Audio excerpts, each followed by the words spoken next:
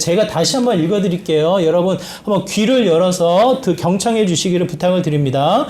여호와의 말씀이 솔로몬에게 임하여 이르시되 네가 지금 이 성전을 건축하니 네가 만일 내 법도를 따르며 내 율례를 행하며 내 모든 계명을 지켜 그대로 행하면 내가 내 아버지 다윗에게 한 말을 내게 확실히 이룰 것이요 내가 또한 이스라엘 자손 가운데 거하며 내 백성 이스라엘을 버리지 아니하리라 하셨더라. 아멘. 열왕기상 6장 11절에서부터 13절까지의 말씀입니다.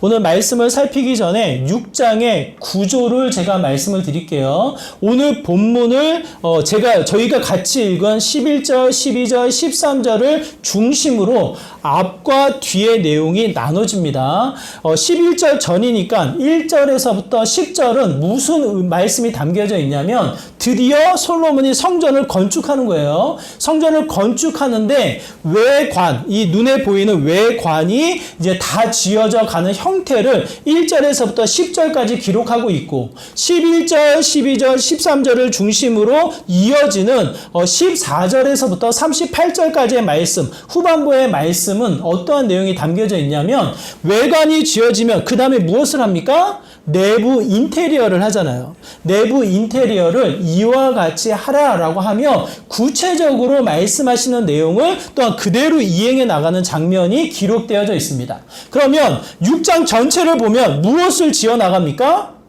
성전을 지어 나가는 거예요. 외관을 짓고 안에 인테리어를 해 나가는 형태를 6장을 걸쳐서 기록되어져 있습니다. 마치 이 본문을 강조라도 하듯이 1절에 보니까 성전이 지어졌다, 지어진다 이렇게 표현되어져 있고 38절에 보니까 7년에 걸쳐서 성전이 지어졌다라고 하며 마무리되어진 형태를 이야기해요. 그런 와중에 11절, 12절, 13절이 기록되어져 있는 거예요. 마치 이 세 절만 없으면 외관과 인테리어가 지어지는 성전에 지어져가는 과정을 보여주고 있다라고 이해하면 참 좋을 것 같은데 그 사이에 세 절의 말씀이 기록되어져 있습니다. 이 세 절의 의미가 무엇일까를 우리가 좀 더 깊게 생각하며 함께 이 답을 찾아 나가는 시간이 되었으면 좋겠습니다. 손흥민 선수가 이번 시즌을 앞두고 이슈를 받아요. 주목을 받아요. 왜 그렇습니까? 함께 뛰던 이 많은 사람들이 이적을 하게 되어지고 다른 구단으로 옮겨지게 되어지고 손흥민 선수도 많은 구단을 통해서 관심을 얻는 거예요. 혹시 손흥민 선수가 다른 곳으로 이적하지는 않을까라는 관심을 얻게 되어집니다. 그 와중에 이 사우디아라비아가 깜짝 놀랄 이 뉴스를 터뜨려요. 무슨 뉴스입니까? 2,500억 원이나 되는 금액을 두고 이 손흥민 선수를 사우디아 이 선수단으로 초대를 하는 거예요. 초빙을 하는 거예요. 이미 소속되어져 있는 곳에 840억이라는 이 이적료를 지불을 해야 하고, 그리고 나서 이제 손흥민 선수에게 4년 동안 약속되어진 연봉이 매년 420억 원, 아마 이것을 다 합치면 2,500억 원이 되지 않을까 싶어요. 이 정도의 금액을 낼 테니까 손흥민 선수 사우디아라비아에 와서 선수를 뛰어달라 이렇게 요청을 하는 거예요. 여러분 별로 놀라지도 않습니다. 2,500원이 늘 주머니에 있어서 너무 큰 액수고 감이 없어가지고 뭐 어느 돈일까 우리가 상상할 수 없는 일이에요. 그렇죠? 그럼에도 불구하고 한번 생각해 보세요. 이러한 이 이슈가 누구에게 주목되어졌냐면 호나우두는 이미 사우디로 이적해서 그 구단에서 뛰고 있는 선수가 되고 마침 올 시즌에 누가 주목이 됩니까? 메시가 그와 같은 이 요청을 받은 거예요. 우리 사우디아라비아로 와라. 그 이적료를 낼 테니까 이렇게 이슈가 된 거예요. 거기에 누가 낍니까? 손흥민 선수가 끼는 거예요. 나름대로는 영광스럽고 나름대로는 명예를 찾을 수 있는, 명예의 주목을 받을 수 있는 시간이고, 더더군다나 프로니까 결국은 이 사람들은 어떻게 합니까? 선수를 뛸 수 있는 이 기간에 나름대로는 경제적인 가치, 부가적인 가치를 올려야 하는 거예요. 그것이고 자기의 존재이고 의미이고 나름대로의 가치이기 때문에 액수가 연봉이 높으면 높을수록 자신의 존재의 가치가 늘어나는 곳이기 때문에 나름대로는 영광스럽고 명예 명예스럽고 경제적인 이 효과도 충분히 누릴 수 있는 과정이 되지 않을까라는 생각이 듭니다. 우리 손흥민 선수가 나름대로는 나이가 있어요. 언제까지 뛸 수 있을지 모르는 상황이기 때문에 어쩌면 마지막 기회로 이 상황이 펼쳐지는 상황이 아닐까라는 생각이 들어요. 그럼에도 불구하고 손흥민 선수 어떻게 반응을 합니까? 어떻게 반응을 해요? 그 자리, 그 뉴스가 나오자마자 제 기억으로는 일주일도 되지 않아서 바로 답신을 해요. 뭐라고요? 자신은 그곳에 갈 일이 없노라고. 전에 뛰었던 다른 선수가 이 중국의 요청을 받았을 때에 우리나라 국가대표가 중국에선 뛸 일이 없다. 뭐 이런 표현을 써가지고 이와 같은 표현을 쓰면서 이슈를 받으며 그들의 요청을 거절해 나가는 이 상황이 펼쳐지게 되어집니다. 왜 그럴까요, 여러분? 개선을 못해서 그럴까요? 아니면 자신의 어떠한 이 부상당한 모습이 있어서 위축되어서 그랬을까요? 자신감이 없어서 그랬을까요? 왜 그랬을까요? 나름대로는 생각해 보면 그 손흥민 선수가 가지고 있는 가치가 있는 거예요. 축구 선수로서 명문 구단에 이미 본인이 소속되어져 있는 토트넘에서 뛰고 있는 그 상황의 가치가 그 어떤 것과 비교할 수 없는 수준에 올라가져 있음을 본인 스스로가 증명하는 거예요. 본인이 사우디아라비아에 많은 것을 누리며 많은 것을 보이며 증명하며 나갈 수 있는 상황임에도 불구하고 그 모든 것과 비교할 수 없는 가치, 2,500억 원과 비교할 수 없는 가치가 이미 축구선수, 명문가에 뛰고 있는 선수로서의 이 가치가 놓여져 있는 것을 보게 되어집니다. 보여지는 것, 세상에 많이 누려지는 것이 결코 그것이 실상이 아닌 또 다른 가치가 숨겨져 있는 것을 손흥민 선수가 나름대로는 증명하며 많은 사람들에게 공감을 얻는 일을 보여지는 것이 아닌가 그런 생각을 하게 되어져요. 이 내용을 이 철학으로 가져오면 플라톤이라는 철학, 고대 철학자가 굉장히 중요한 이슈를 나타내게 됩니다. 눈에 보여지는 세상, 우리가 피부로 맞닥뜨리며 살고 있는 이 시대의 세상의 흐름들은 뭡니까? 허상이라는 거예요, 허상. 실상은 보이지 않는 것에 놓여져 있어서 그 보이지 않는 것을 거울로 비추고 있는 게 이 세상의 것이다라고 하며 세상의 허상, 세상의 이 가치를 한 단계 낮추어서 보이지 않는 실상에 대한 것을 영적인 부분의 이 이슈를 지적해서 이야기하는 이 철학자가 있었어요. 이게 이제 나름대로는 이 좋지 않은 영향을 줘서 이원론적인 세상은 아무런 의미가 없다라고 해서 세상을 버리고 세상을 마음대로 살아가는 쾌락주의적인 이 잘못된 이 연결고리가 나타나긴 하지만 굉장히 중요한 가치의 중요한 관찰이 증명되어집니다. 그게 뭡니까? 우리가 맞닥뜨리고 있는 세상의 이 내용들이 결코 이 모든 의미를 부여하는 실상과도 같은 의미가 아니라는 거예요. 보이지 않는 또 다른 가치가 어디에 있습니까? 숨겨져 있다라는 것을 가르쳐서 우리에게 보여줍니다. 오늘 본문 여러분 한번 잘 살펴보세요. 성전을 드디어 짓는 거예요. 누구를 통해서? 솔로몬을 통해서. 최고의 권위, 최고의 부를 누리며 최고의 명성을 누리며 나름대로는 이스라엘의 나라가 확장되어지는 좋은 환경 속에 무엇을 짓습니까? 처음으로 하나님의 성전을 지어 나가는 거예요. 그 이전에는 떠돌이 생활을 하는 거예요. 회막을 지어서 천막을 통해서 떠돌이 생활을 했다면 드디어 어떻게 됩니까? 내 집을 짓는 것처럼 하나님의 성전을 짓는 거란 말이에요.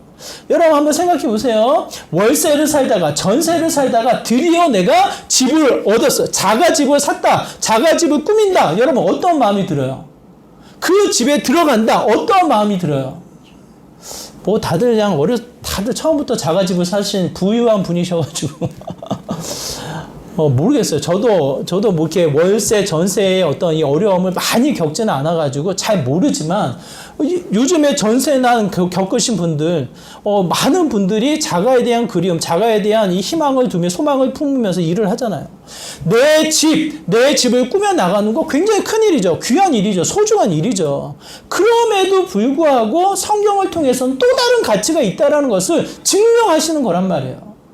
1장에서부터 10절 우리 이 성전의 외관을 짓는다라고 표현을 했습니다. 제가 성전의 외관의 규모를 지어 나가는데 여러분의 마음이라면 내 집을 짓는다면 어떠한 마음이 들겠어요?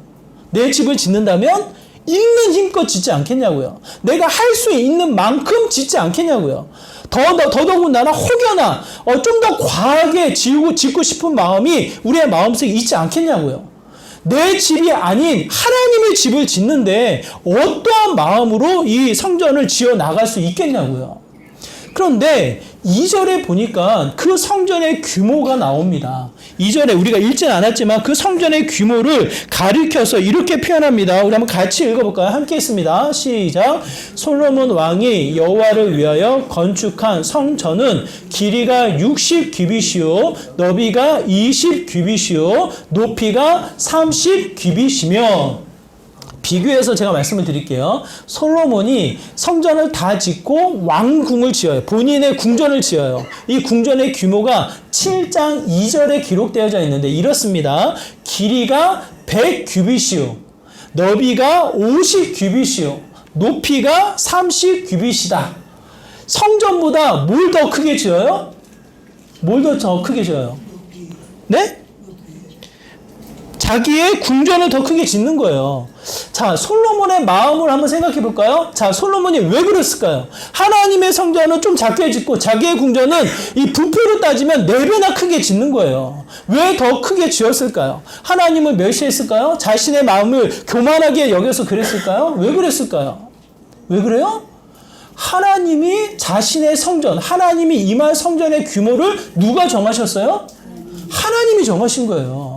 솔로몬이 마음껏 있는 힘껏 자신의 궁전보다 더 크게 짓고 싶음에도 불구하고 지을 수가 없는 거예요. 하나님이 그 규모를 정하셨고 그 규모에 따라서 짓게 만드신 게 하나님의 법이란 말이에요.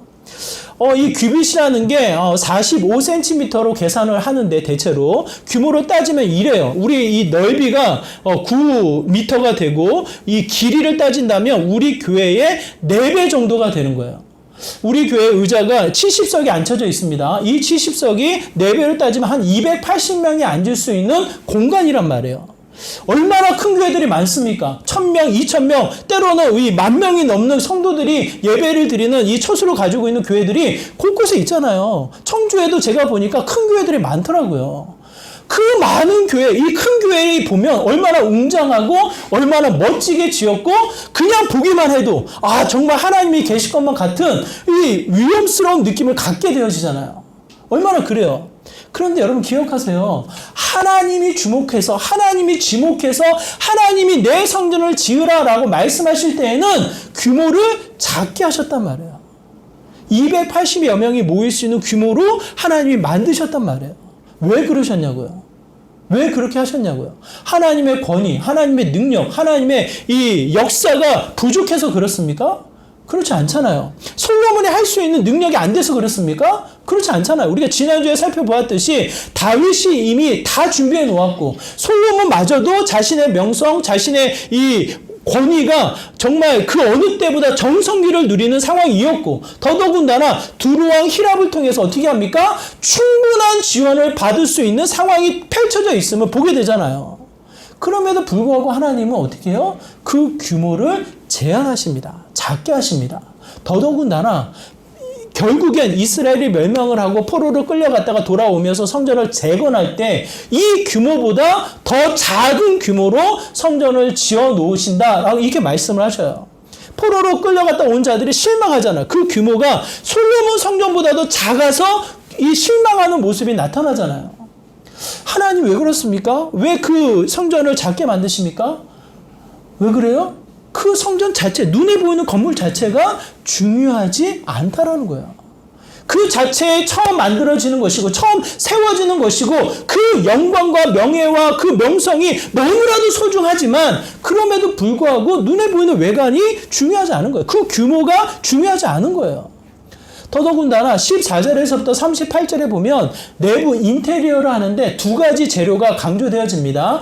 백향목과 금이에요. 금. 화려하게 그 내부를 치장해요. 백향목으로 그 나무의 향기가 가득 뿜어지게 하고 모든 눈에 보여지는 것을 금으로 도배를 해서 화려함의 이 그치, 이 땅에서의 소중한 가치가 그 성전을 가득 채우도록 꾸며서 만들게 되어집니다.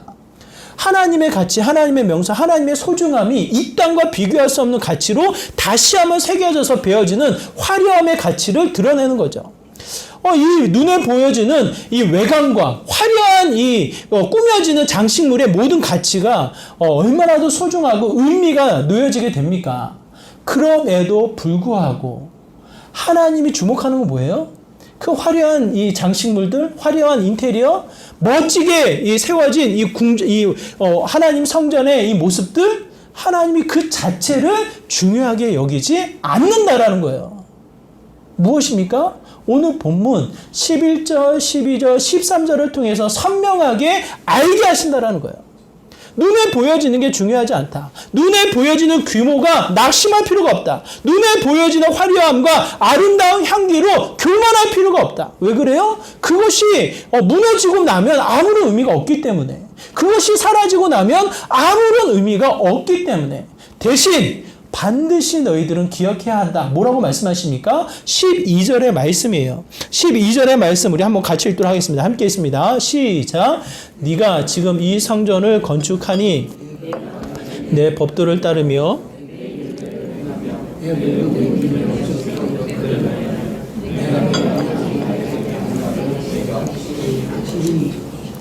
분명히 말씀하시는 가치는 어디에 있습니까?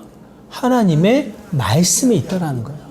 12절 강조되어지는 법도, 율례, 규례들, 이 반복되어지는 단어가 무엇을 의미합니까? 하나님의 말씀을 의미합니다. 하나님의 말씀. 하나님의 말씀이 빠지고서는 그곳은 성전이 될 수 없는 거예요. 하나님의 말씀이 빠지고서는 그곳은 뭐가 됩니까? 하나님의 이 교회, 하나님의 임재가 있는 거룩한 처소가 될 수 없는 거예요. 긴 역사의 중세의 역사를 통해서 종교개혁이 일어나는데, 종교개혁이 일어나면서 반드시 교회라면 반드시 그 교회는 이것이 상징으로 있어야 된다. 반드시 이것이 있어야 된다. 그게 뭡니까? 종교개혁자들이 강조하고 이야기하는 거예요. 그게 뭡니까? 말씀이에요. 말씀. 십자가 없는 교회는 많아요. 지금도 이 교회가 핍박받는 교회에는 십자가를 숨길 수밖에 없어요. 지하에 예배를 드리면서 십자가를 드러내지 못해요. 십자가 없는 교회는 많아요. 목회자가 없는 교회도 많아요.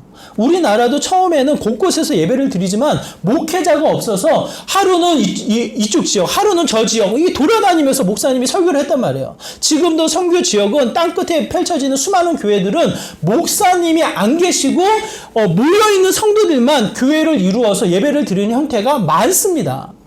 그럼에도 불구하고 그 자리에는 무엇이 있습니까? 무엇이 있어요? 교회라고 불려지는 그 자리에는 무엇이 있어요? 반드시 말씀이 있어요. 말씀. 말씀이 없는 교회는 교회가 아닌 거예요. 말씀이 없는 교회는 교회가 아닌 거예요. 하나님 보시기에 임할 수 없는, 하나님이 기뻐하지 않는 모습인 거예요. 결국 오늘 솔로몬에게 무엇을 강조합니까? 처음으로 지어지는 성전, 그야말로 마음껏 있는 힘껏 짓고 싶은 그 마음 알지만 그 규모가 중요하지 않다. 그 화려함이 중요하지 않다. 뭡니까? 반드시 그 성전을 지어져가는 솔로몬 왕의 당신에게는 무엇이 필요하다? 말씀이 그 안에 놓여져 있어야 한다. 말씀이 있어야지만 그 안이 교회이며 그 안의 영광이 온전히 드러나는 믿음의 처소가 된다. 그 사실을 분명히 알게 하시는 거예요. 여러분 한번 생각해 보시기 바랍니다. 기쁨의 교회에 말씀이 없다면 그건 굉장히 슬픈 일이에요. 굉장히 속상한 일이에요. 굉장히 두려운 일이에요. 교회라 불려질 수 없는 거예요. 더 나아가 여러분의 삶 가운데 말씀이 없다면, 여러분의 가정에 말씀이 없다면, 여러분의 모든 사회, 직장, 사업, 활동 중에 말씀이 없다면 그 안은 굉장히 두려운 거예요. 교회라 불려질 수 없는 성령 하나님이 내 안에 임재하시며 그분과 교제하며 아름다운 교회를 이루어 나갈 거룩한 성전이 몸된 성전인데 그 안에 말씀이 없다면 그건 굉장히 두려운 일이에요. 하나님 앞에 교회라 불려질 수 없는 정말 부끄러운 자의 모습이 아닐까라는 생각이 듭니다. 그래서 분명하게 이야기하는 이 형태는 무엇입니까? 오늘 이 솔로몬이 이 성전을 지어 나갈 때 분명하게 제시받은 게 있단 말이에요. 그게 뭡니까? 하나님이 보여주신 설계도예요. 역대상 28장 11절 12절의 말씀에 보면 이렇게 기록되어져 있습니다. 우리 한번 같이 읽어볼까? 함께 했습니다. 시작. 다윗이 성전의 복도와 그 집들과 그 곡간과 다락과 골방과 속죄소의 설계도를 그의 아들 솔로몬에게 주고 또 그가 영감으로 받은 모든 것 곧 여호와의 성전의 뜰과 사면의 모든 방과 하나님의 성전 곡간과 성물 곡간의 설계도를 주고 철저하게 성전을 지어 나갈 때 이 솔로몬이 어떻게 합니까? 이 마음을 원하는 대로 자신의 이 하나님을 향한 사랑에 충만한 대로 자신의 생각대로 마음껏 성전을 지어 나갑니까? 그렇지 않아요, 여러분.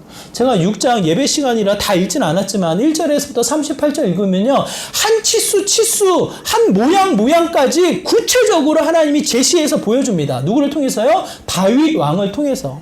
하나님이 그에게 영감으로 감동케 하셔서 설계도를 주셨단 말이에요. 그 설계도대로 성전을 지어 나가는 게 오늘 솔로몬의 모습인 거예요. 하나님이 원하시고 하나님이 기뻐하시며 튼튼하고 완전한 이 성전을 지어 나가는 모습을 보여주고 있습니다, 여러분.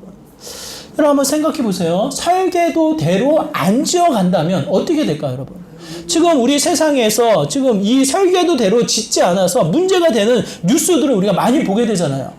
광주에서 아파트를 공사하던 중에 우르르 무너졌습니다. 왜 그렇습니까? 철근이 부족해서 더 나아가 콘크리트를 치는데 이 공법대로 하지 않은 거예요. 날씨가 좋을 때 콘크리트를 쳐야 하는데 비가 오는 와중에도 콘크리트를 치는 거예요. 물이 같이 섞여 들어가서 온전히 굳지 않은 상황 속에 결국 이 하중이 버티지 못하고 철근이 부족한 그 자리에 우르르 무너지는 형태를 취하게 됩니다. 그것이 이슈가 되어서 지어진 아파트는 좀 괜찮냐? 중국 아파트, LH가 지은 아파트를 보니 무슨 일이 벌어져요? 철근을 빼먹은 거예요. 우리는 흔히 얘기하죠. 그 엿바꿔 먹었나. 그 철근을 빼먹은 거예요. 그 사람들은 없어도 된다 생각하고 본인의 생각, 여러 가지 상황으로 인해서 쫓겨갔겠죠. 왜 그 사람들 할 말이 없겠어요. 뭐 공정을 맞추기 위해서 이 정도 없어도 된다라는 본인들의 경험으로 인해서 뭐 얼마든지 뭐 얘기할 거리가 있겠죠. 하지만 결과적으로 뭐예요? 설계 도면대로 하지 않았기 때문에 두렵고 설계 도면대로 하지 않았기 때문에 무너지고 결국은 문제가 생기는 일들을 곳곳에서 경험하게 되어집니다. 뉴스에 나온 게 그 정도지 실제로 살고 있는 집에 보면 금이 많이 가 있잖아요. 이게 왜 그런지 아무도 말 안 해요. 왜? 집값이 떨어지니까. 이래저래 생각해보면 설계 도면대로 했으면 이렇게 됐을까 많은 고민의 생각의 거리가 남는 거예요. 두려워요. 언제 무너질지 모른다라는 생각 때문에 뭡니까? 도면대로 하지 않으니 이 두려움과 집이 무너짐과 이 어려운 상황을 직면해 나가는 형태를 취하게 됩니다. 세상의 소식도 그러한데 인생의 이 설계도가 있다면 우리의 가정을 세워나가는 안내도가 있다면 지침서가 있다면 어떻게 여러분 하시겠냐 말이에요. 그것이 곧 말씀이라는 것을 성경은 우리에게 가르쳐 주는 거예요. 성전을 지어나가는 형태만 이대로 해라 그것이 아니라 창세기에서부터 계시록에 이르기까지 우리 인생의 설계도를 우리의 삶의 지침서를 써내려 가시면서 우리에게 안내하신단 말이에요. 왜? 건강한 가정을 세우기 위해서 건강한 믿음의 공동체를 세우기 위해서 더 나아가 선한 영향력이 있는 믿음의 복된 삶을 위해서 하나님이 이 말씀의 지침서를 주셨단 말이에요. 그 말씀대로만 어떻게 합니까? 지어가면 건강한 이 성전을 지어나가는 것이 우리들의 모습이란 말이에요. 예수님께서도 이 모습을 강조하고 반복하고 증명하십니다. 역사적인 예수님께서도 그 모습을 반복해서 우리에게 증명하신단 말이에요. 요한복음 8장 28절의 말씀. 요한복음 8장 28절의 말씀 한번 같이 읽어볼까요? 함께 했습니다. 시작. 이에 이르시되 너희가 인자를 든 후에 내가 그 인주를 알고 또 내가 스스로 아무것도 하지 아니하고 오직 아버지께서 가르치신 대로 이런 것을 말하는 줄도 알리라. 가늠한 여인들을 데려와서 예수님을 시험하는 많은 사람들을 내보내고 흩어보내고 가늠한 여인에게도 내가 너를 정죄하지 않겠다 예수님이 말씀하시고 아무것도 하지 아니하시고 어떻게 합니까? 아버지께서 가르쳐 주시는 대로 말씀하신다. 그게 예수님의 고백이에요. 왜 그렇습니까? 능력이 없어서 공의롭지 못해서 죄가 있어서 뭐 부끄러움이 있어서 뭐가 부족해서 그러셔요? 예수님이? 전혀 그런 분 아니잖아요. 하나님과 동등하시고 하나님의 본체에 따라서 못할 일이 없는 모든 것을 알고 계신 분이 예수님이심에도 불구하고 하지 않는데요. 왜요? 왜 하지 않아요? 아버지께서 가르쳐 주신 대로 말하기 위해서. 그의 십자가의 죽음도 마찬가지예요. 그가 하신 말씀을 이루기 위하여. 자신의 능력, 자신의 생각, 자신의 감정, 자신의 모든 상황을 숨기고 아버지의 뜻을 이루기 위하여 십자가에 달려 죽으시는 분이 예수님이셔요. 능력이 없어서가 아니란 말이에요. 무엇을 우리에게 가르쳐 주십니까? 선한 영향력이 무엇으로 나타나는가? 가정이 어떻게 세워지는가? 수많은 심리학자들, 수많은 상담가들, 수많은 지침을 따라서 가정을 세워나가면 세워집니까? 세워지죠. 왜? 그것도 지혜니까. 그렇지만 영원하진 않단 말이에요. 그 영혼을 영원히 끌고 갈 수는 없단 말이에요. 성경의 지침서를 다시 한번 주목해서 그 지침서대로 한 걸음 한 걸음 나아갈 때 가정이 세워지고 사회가 세워지고 나라가 변화되어지고 더 나아가 하나님이 원하시는 믿음의 공동체가 세워지게 되어집니다. 우리의 삶이 다시 한번 이 보이지 않는 소중한 가치를 여러분이 깨달으시고 그 가치를 붙잡아 나아가는 믿음의 모습이 되기를 간절히 소망합니다. 솔로몬에게 그걸 보여주시는 거예요. 눈에 보이는 규모, 눈에 보이는 화려함에 멈추지 말고 얼마나 감동적이었겠냐고요. 자신이 성전을 지어나간다 한번 생각해 보시라고요. 지금 우리도 마찬가지예요. 우리가 만약 이 교회 기쁨의 교회를 헐고 교회를 짓는다 아마 여러분 난리 날 거려. 감동적이에요. 왜? 하나님의 일을 하니까. 눈에 보이는 하나님의 일을 하니까 얼마나 감동적이겠냐고요. 그 감동을 어떻게 예수님이 하나님이 찾아오셔서 꺾으시는 거예요. 놀라지 마라. 너무 감동하지 마라. 지금 너가 붙잡아야 될 것은 말씀이다. 선명한 말씀의 가치, 눈에 보이는 가치보다 더 크신 하나님의 가치인 말씀을 선명히 깨닫게 하십니다. 더 나아가 그 말씀을 아는 자로서 우리가 어떻게 합니까? 반드시 행하고 지켜 실천하는 자의 모습이 되어야 한다는 것을 이야기하는 거예요. 눈에 보이는 것에 멈추는 것이 아니라 소중한 가치인 말씀을 깨닫는다면 그 말씀을 관찰하고 어떻게 합니까? 반드시 그 말씀을 실천하고 순종하고 따로 지키는 자의 모습이 되어야 한다는 것을 이야기합니다. 우리 이 12절의 말씀 다시 한번 보겠는데요. 12절의 말씀에 보면 반복되어지는 단어가 따라, 행하며, 지켜, 행했다예요. 동사예요. 뭐예요? 말씀은 반드시 귀로 듣고 내 눈으로 본 다음에 내 마음의 결단으로 멈춰 끝나는 것이 아니라 어떻게 합니까? 내 손과 발이 내 삶의 변화가 반드시 나타난다는 것을 이야기합니다. 팀 켈러 목사님이 이렇게 이야기해요. 복음은 모든 것을 변화시킨다. 여러분 사람이 변합니까? 안 변합니까? 자, 스스로를 생각해 보세요. 내가 잘 변합니까? 안 변합니까? 잘 안 변하죠. 우리 집사님이 정직하셔요. 여러분 안 정직해. 정말 변하지 않아요. 습관 하나가 새겨지는 거 떼어 버리는 게 너무 힘들어요. 너무 어려워요. 변하지 않아요. 그럼에도 불구하고 놀라운 것은 저희 어머니에게도 자주 말씀드려요. 제가 전에도 말씀드렸잖아요. 네 아빠도 바꾸지 못하는 걸 네가 바꾸려고 하냐. 저 못 바꿔요. 어떻게 오랜 시간 70년 넘게 살아온 이 삶의 습관이 쉽게 바뀌겠습니까? 하지만 확신합니다. 뭐예요? 하나님 안에서는 말씀을 통해서는 그의 감동으로는 그의 역사로는 예수 그리스도가 우리에게 주신 복음으로는 어떻게 합니까? 바뀐다라는 거예요. 이 자리에 앉아 계신 여러분이 증인이에요. 전에 나의 모습으로는 이 자리에 절대로 앉아 있을 수 없어요. 죄의 근성으로 내 관심과 내 근심과 내 두려움이 다른 것을 향하게 만들죠. 그럼에도 불구하고 하나님은 어떻게 합니까? 내 생각과 나로 모르는 이 감정과 내 삶의 습관을 바꾸셔서 하나님의 복음의 자리로 앉게 만드시는 분이 하나님이셔요. 반드시 말씀은, 반드시 하나님의 역사는 내 삶의 실천으로, 순종으로 나타나게 하는 것을 이야기합니다. 오늘 본문도 마찬가지예요. 솔로몬이 철저하게 그 말씀대로 행하는 거예요. 말씀대로 행하는 거예요.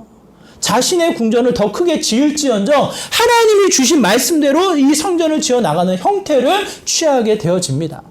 제가 매일 성경을 통해서 여러분께 자주 말씀드려요. 119. 내 영혼의 긴급한 상황, 내 영혼을 살릴 수 있는 일은 무엇입니까? 반드시 하루에 한 가지씩 구체적으로 실천해야 되는 거예요. 말씀을 많이 아는 것, 말씀을 깊게 아는 것 중요합니다. 소중합니다. 하지만 실천이 따르면 아무 의미가 없어요. 말씀을 한 가지라도 알면, 한 가지라도 내 마음속에 울림이 있다면 반드시 그 말씀을 통해서 어떻게 합니까? 구체적인 실천이 나타나야 하는 거예요. 그것을 통해서 또 한 번 하나님의 일하심을 경험하게 되어지고 말씀이 내 삶의 중심이 된다는 것을 선포하게 되어지는 거고, 말씀을 붙잡는 것이 얼마나 이 가정을 세우고 사회를 세우며 공동체를 세워나가는 일인지를 또 한 번 누리게 되어지는 거예요. 그럼에도 불구하고 한 가지 실천, 한 가지 순종이 그렇게 어려워요. 말씀대로 살아가는 게 어려워요. 이 이스라엘 백성의 이 역사가 그렇고, 이 하나님이 주신 말씀을 통해서 우리가 생각해 볼 수 있는데, 갈라디아서 5장 16절, 17절에 보면 이렇게 기록되어져 있습니다. 우리 한번 같이 읽어볼까요? 함께 있습니다. 시작. 내가 이르노니 너희는 성령을 따라 행하라. 그리하면 육체의 욕심을 이루지 아니하리라. 육체의 소욕은 성령을 거스르고 성령은 육체를 거스르나니 이 둘이 서로 대적함으로 너희가 원하는 것을 하지 못하게 하려 함이니라. 말씀대로 살기를 원하지만, 하나님 안에 거하기를 원하지만 교회 문 밖으로 나가면 무슨 일이 벌어집니까? 수많은 꺼리들이 내 영혼을 가만히 내버려 두지 않는 거예요. 아담과 하와가 이 세상의 모든 것을 받았음에도 불구하고 왜 불순종하게 되어집니까? 왜 그래요? 저 한 가지 선악을 알게 하는 나무를 따서 먹음으로 말미암아 하나님의 말씀에 불순종하는, 그 말씀을 따라 지켜 행하지 못하는 아담과 하와의 형태를 이야기하잖아요. 뭐가 부족해서요? 뭐가 연약해서요? 하나님 말씀, 하나님의 은혜가 부족해서요? 그렇지 않잖아요. 뭡니까? 선악을 알게 하는 이 나무 하나가 보기에 탐스럽고 더 먹음직스럽게 보여서 그것을 딱 먹게 된단 말이에요. 하나님의 말씀대로 행하는 것이 아닌 자신의 욕심, 자신의 탐욕, 자신의 이기적인 마음으로 인해서 결국은 말씀대로 살아가지 못하는 형태를 이야기합니다. 그 모습을 하나님이 알기 때문에 또 한 번 말씀하시는 거예요. 또 한 번 강조해서 보여주시는 거예요. 말씀의 가치가 소중하다. 우리의 삶에 건강한 가정, 건강한 사회, 건강한 공동체를 세워나가는 일이 그 말씀을 지켜나갈 때 가능한 일이다라는 것을 다시 한번 우리에게 말씀에서 이야기를 합니다. 저와 여러분이 건강한 가정, 건강한 사회, 더 나아가 정말 주님이 기뻐하는 기쁨의 교회를 세워나가기를 소망합니다. 그거는 눈에 보이는 교회가 아니에요. 눈에 보이는 교회로 실망을 하거나 눈에 보이는 교회로 위축되거나 더 교만할 필요가 없는 거예요. 무엇입니까? 우리 안에 살아있는 말씀이 꿈틀꿈틀 거린다면, 그 말씀을 통해서 우리의 가정과 사회와 직장과 모든 활동 중에 말씀의 실천이 따라 나간다면 그 자리는 그야말로 감동이 있는, 역사가 있는, 능력이 있는 믿음의 삶이 된다는 것을 이야기합니다. 여러분, 저는 정말 간곡하게 부탁을 드려요. 우리에게 주어진 성경책 일주일에 한 번 들고 오는, 한 번 예배를 통해서 보는 그 정도의 성경책으로 멈추지 않기를 간절히 부탁을 드립니다. 교회에 성경책 안 가져오셔도 돼요. 다 보여드리잖아요.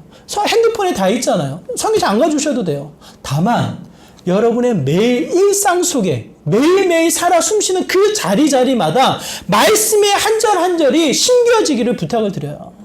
그 말씀이 살아있을 때, 그 말씀이 눈으로 읽혀지며 하나님을 보았을 때에, 그 말씀이 내 손과 발로 실천되어질 때에 어떻게 됩니까?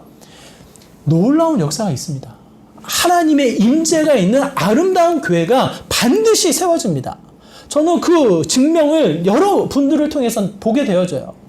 제가 전에도 말씀드렸지만 김수지 권사님과 김인수 장로님, 그야말로 그분들의 이 일대기가 있어요, 여러분. 정말 저는 살아 계실 때 이 전에 있던 교회에서 만나가지고 너무 익숙해요. 너무 잘 알아요.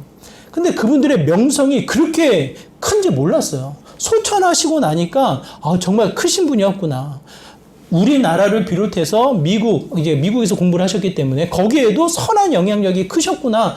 나중에 느낄 정도로 소박하시고 가정에 충실하시고 교회에 있는 듯 없는 듯 굳은 일 다 하시며 이 섬겨나가는 삶의 모습이 존경스럽단 말이에요. 김희수 장로님이 2003년도에 이 겨울에 미끄러지셔서 뇌 진탕이 생기셨고 그로 인해서 이 뇌사에 계시다가 소천하셨어요. 한 달 고생하시다가 소천을 하셨어요. 20년 주기가 되셨나 봐요. 전 그것까지 제가 기억을 못했는데 말씀을 준비하다가 정말 이 말씀의 지침대로 살아가신 분들의 이 삶이 어땠나를 찾다 보니까 또 그분이 자연스럽게 또 검색되더라고요. 20년 이 기념 영상이 돌아다니더라고요. 그러면서 그의 제자, 그의 동료, 그의 가족들, 그분을 기억하며 한마디씩 하는 거예요. 그 표현들을 통해서 제가 드는 네 감동은 무엇이냐면 교회에 다니는 분이 인지 아닌지 저는 알 수 없잖아요. 제자이거나 동료인 분들이. 근데 그 영상을 통해서 제가 보는 것은 곳곳이 세워졌다는 거예요. 학교면 학교, 제자들이면 제자의 관계, 사회면 사회, 교회면 교회, 가정이면 가정, 곳곳마다 그분을 통해서 이 공동체가 세워져 가는 것을 제가 보게 되어집니다. 제자가 그렇게 이야기해요. 뭐라고 이야기하냐면 언행일치, 지행일치, 신행일치, 성경대로 산 참 신앙인이다 이렇게 표현을 해요. 그의 동료는 이렇게 이야기합니다. 행복한 삶을 살다 간 친구이다 이렇게 이야기를 해요. 제가 이러한 인터뷰를 쭉 보면서 제가 또 한 번 느끼는 것은 곳곳마다 교회만을 가리키는 게 아니에요. 가정, 사회, 직장 동료, 선후배의 관계, 모든 이 관계들마다 아름다운 공동체가 세워져 나가는 것을 보게 되어집니다. 그분이 스스로 뭐라고 말씀하시는지 아세요? 그분이 스스로 본인이 고백하는 바는 이래요. 하나님이 생명을 그냥 주셨겠냐고. 가정을 그냥 하나님이 만드셨겠냐고. 하나님이 그 생활, 그 가정을 위한 지침서를 주시지 않았냐고. 성경을 펼쳐놓고 그 지침서대로 우리가 가정을 세워나가 보자고. 우리의 삶을 세워나가 보자고 하며 성경의 지침서를 생활 지침서라고 불리며 그의 일생을, 그의 일대를 살아가는 형태를 보게 되어집니다. 그 말씀이 많은 이들에게 영향력을 주는 거예요. 믿음의 배우자인 김수지 권사님을 통해서 김희수 장로님, 남편이 이렇게 고백을 합니다. 이 부인에게 쓴 편지에 이렇게 기록되어져 있어요. 당신은 참으로 말씀을 삶에 적용하며 사는 믿음의 사람이었습니다. 남편이 아내를 향해서 고백하는 표현이에요. 많은 사람들이 김희수 장로님을 통해서 영향력을 받았음에도 불구하고 그 남편은 또 아내에게 이야기하는 거예요. 당신이 참으로 말씀을 따라 살아가는 그 삶의 모습이 너무 아름다웠다고, 그 모습을 기억한다고 하며 그 부분을 이렇게 드러내는 편지의 글을 쓰게 되는 것을 보게 되어집니다. 제가 그냥 이분들 좋다, 존경한다 그런 게 아니라요. 곳곳에 그의 흔적이 선한 영향력으로 공동체를 세워나가는 모습을 보게 되어집니다. 저는 김수지 권사님을 만났고 함께 했지만 김희수 장로님은 보지도 못했어요. 2003년도에 돌아가셨기 때문에, 소천하셨기 때문에. 그럼에도 불구하고 그분의 영향력이 그의 제자와 그의 동료와 그의 가족들을 통해서 저에게까지 전달이 된단 말이에요. 여러분, 이게 뭡니까? 그냥 한 사람이 뛰어나서 그렇습니까? 한 사람이 헌신적으로 살아서 그렇습니까? 그렇지 않은 거예요. 그 분은 스스로 고백하기를 생활의 지침서가 되는 성경책을 가르쳐서 이야기를 하는 거예요. 생활의 지침서가 되는 이 말씀을 통해 하나 둘씩 실천해 가보자고. 그러면 우리의 가정이, 그러면 우리의 삶이, 그러면 우리의 직장의 삶이 변화되지 않겠냐고, 새로워지지 않겠냐고 하며 생활의 지침서인 성경책을 뒤밀어서 이야기를 합니다. 그분의 영향을 통해서 생활훈련 학교가 만들어진 거예요. 그 사역이 전에 남서은혜교회에서 지금도 진행 중에 있습니다. 제가 학부모 세미나 하는 거, 또 여러분의 이 가정과 교회와 가정의 소중함을 이야기하는 게 다 거기에서 나온 거예요. 생활의 지침서, 성경. 여러분 기억하시기 바랍니다. 말씀은요, 종교서적이 아니에요. 우리의 삶의 지침서이고 이 말씀대로, 이 설계대로 우리의 삶을 세워나가다 보면 건강한 가정, 건강한 삶, 우리의 이 공동체가 세워져 나가는 것을 경험하게 되어집니다. 세상이 얼마나 어려워지냐고요. 세상이 얼마나 우리가 알 수 없는 이 거짓과 왜곡이 우리의 아이들, 우리의 가정을 틈타서 들어오게 되어지냐고요. 뭔가 열심히 하는 듯 싶은데 엉뚱한 길로 가고 있는 아이들의 모습을 보게 되잖아요. 저는 여러분이 꼭 기억하시기 바랍니다. 말씀의 가치를 붙잡으셔서 그 말씀의 가치가 다시 한번 선한 건강한 공동체를 세워나가는 믿음의 모습이 될 수 있도록 반드시 그 말씀의 기준대로 실천하시고 그 말씀의 영향력 안에 여러분의 일상이, 여러분의 삶이 머물러 나가기를 부탁을 드립니다. 그것이 곧 정말 주님이 기뻐하는 교회, 주님의 임재가 있는 거룩한 성전을 세워나가는 일이 됩니다. 하나님은 눈에 보여지는 건물을 기뻐하지 않으십니다. 말씀이 심겨진 한 영혼의 삶을 하나님은 기대하시고 소망하시며 기뻐하십니다. 저와 여러분의 일상이, 여러분의 임하여 있는 모든 모임들이 말씀의 기준을 통해서 다시 한번 주님의 임재가 있는 아름다운 교회를 세워나가는 믿음의 복된 삶 되시기를 주님의 이름으로 축원합니다. 말씀의 가치가 다시 회복되어져서 말씀을 따라 말씀을 지켜 행함으로 말미암아 그의 영광스러운 교회를 세워나가는 믿음의 거룩한 백성 되시기를 주님의 이름으로 축원합니다. 우리 말씀을 기억하면서 함께 기도하기 원합니다. 하나님, 우리의 모습이 다시 한번 말씀의 가치를 회복하여 그 말씀을 따라 지켜 행함으로 다시 한번 주님의 선한 영향력을 회복해 나가는 믿음의 모습이 되기 소망합니다. 주님이 임하시는 거룩한 교회를 우리의 일상을 통해, 우리의 가정을 통해 세워나가기를 소망합니다. 하나님 임하시고 일하시고 말씀의 가치로 세워먹게 하여 주시옵소서라고 이와 같은 마음으로 함께 기도하며 나가도록 하겠습니다. 기도합니다. 하나님, 이 시간 간절한 마음으로 기도합니다. 우리의 삶이 다시 한번 말씀의 가치가 회복되어져 나가는 믿음의 귀한 자리가 되기 소망합니다. 우리의 가정, 우리의 일상, 우리의 모든 사회, 우리의 모든 활동들이 말씀을 중심으로 지켜 행하며 따라 나아갈 때 다시 한번 주님의 선한 영향력이 펼쳐져 나가는 믿음의 복된 삶이 되며 고백합니다. 하나님 깨워주시고 일하여 주시고 다시 일어나게 하여 주시고 하나님이 임하시는 믿음의 공동체를 세워나가게 하여 주시고 간절히 소망합니다. 가정을 세우기 소망합니다. 사회를 세우기 소망합니다. 내가 속한 공동체가 깨어 일어나기를 소망합니다. 그러기 위해서라도 말씀의 가치를 붙잡게 하여 주시고 말씀을 실천케 하여 주시고 다시 한번 그 능력이 임하여 나가는 믿음의 복된 삶 되게 하여 주시옵소서. 주님.